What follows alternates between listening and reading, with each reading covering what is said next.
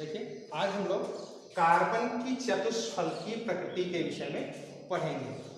कोई भी परमाणु जब अपना वाह कक्षक उसका जो होता है उसमें जितने इलेक्ट्रॉन होते हैं उन्हीं इलेक्ट्रॉनों को हम संयोजी इलेक्ट्रॉन कहते हैं और उन्हीं इलेक्ट्रॉनों के आधार पर वह परमाणु किसी दूसरे परमाणु के साथ संयोग करके वह किसी नए यौगिक का निर्माण करता है। और जिस नए यौगिक का निर्माण करता है उस नए यौगिकों की कोई ज्यामितीय संरचना होती है। तो वो ज्यामितीय संरचना उस यौगिक के केंद्रीय परमाणु पर निर्भर करती है कि उसका केंद्रीय परमाणु कैसा है, किस प्रकृति का है। जिस प्रकृति का रहता है, जैसे जिस अभिविन्यास का रहता है, वैसी उसकी संरचना बनती है। आज चूंकि हम लोग कार्बन की चतुष्फलकीय प्रकृति के विषय में पढ़ रहे हैं, तो मुख्यतः हम सबसे पहले कार्बन के विषय में जानने का प्रयास करेंगे। जैसे कार्बन है तो इसका प्रतीक होता है C और ये कैपिटल C है। इसका परमाणु क्रमांक 6 होता है। इसका इलेक्ट्रॉनिक संख्या यानी इलेक्ट्रॉन की संख्या 6 होती है। इलेक्ट्रॉनिक विन्यास इसका होता है 1s2 2s2 2p2। अर्थात इसके वाह कोश को हम देखें तो इसके वाह कोश में यानी 2, इसका वाह कोश कौन सा है? दूसरा वाह कोश। दूसरे में कुल इलेक्ट्रॉनों की संख्या कितनी है? 4।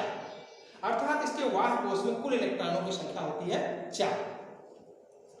कोई भी परमाणु जब अपनी निष्क्रिय अवस्था में रहता है, यानी जब वो किसी परमाणु से न तो साझा कर रहा हो न तो किसी दूसरे परमाणु से क्रिया कर रहा हो, उस अवस्था को हम कहते हैं उस परमाणु की आद्य अवस्था, अर्थात उसकी वह निष्क्रिय अवस्था है। निष्क्रिय अवस्था में किसी भी परमाणु का वास्तविक इलेक्ट्रॉनिक विन्यास होता है।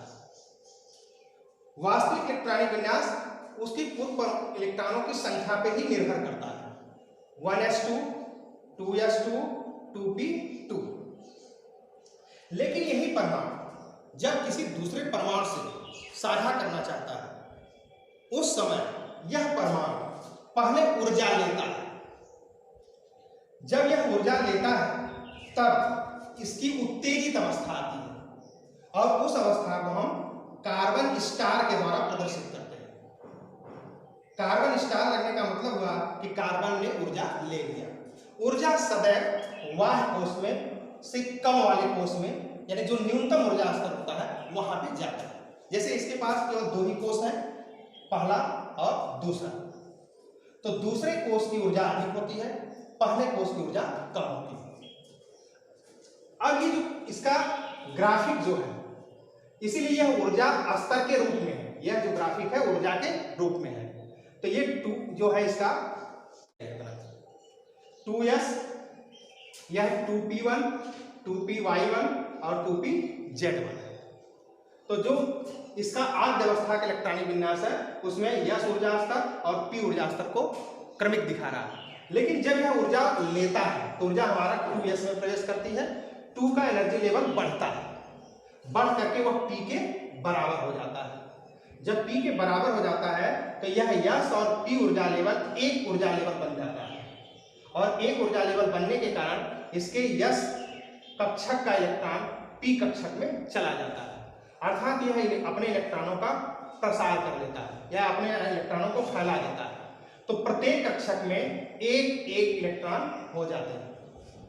अब इन्हीं कक्षकों का किसी दूसरे परमाणु के साथ, क्योंकि एक कक्षक में अधिकतम 2 इलेक्ट्रॉन रह सकते हैं, तो किसी दूसरे परमाणु के साथ यह साझा करता है। जैसे यहाँ पर इसने हाइड्रोजन के साथ साझा किया हुआ है, तो हाइड्रोजन का एक इलेक्ट्रॉन इस कक्षक में आएगा, दूसरे हाइड्रोजन का इस कक्षक में आएगा, तीसरे का इसमें आएगा, चौथे का इसमें आएगा। यानी s में एक गया, दूसरा 2p1 में गया, यानी तीसरा 2py में गया, तीसरा जो है 2pz में चला गया। तो जो इलेक्ट्रॉन बाहर से भरे जाते हैं उन इलेक्ट्रॉनों को हम डॉटेड लाइन द्वारा दर्शाते हैं। जैसे यहाँ पर हाइड्रोजन का भरा हुआ इलेक्ट्रॉन है इसलिए ये डॉटेड लाइन द्वारा है। कार्बन का इसका प्रारंभिक इलेक्ट्रॉन है इसलिए यह फुल लाइन के द्वारा है। अब ये शेयर करके अपना एक कक्षक बनाता है जिसको हम संकर कक्षक के नाम से जानते हैं।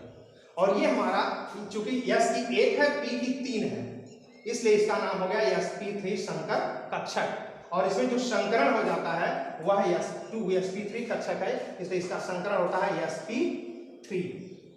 इसमें संकरण होगा sp3 संकरण।